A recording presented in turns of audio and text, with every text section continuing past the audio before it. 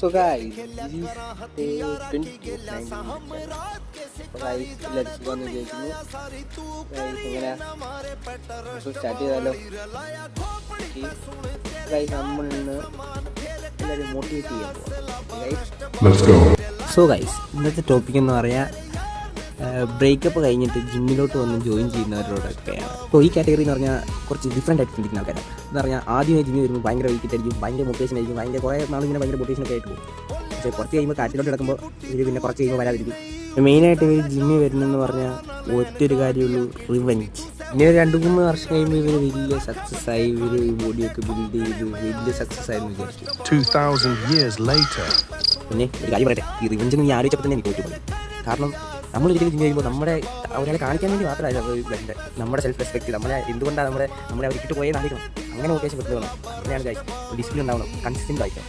പിന്നെന്താ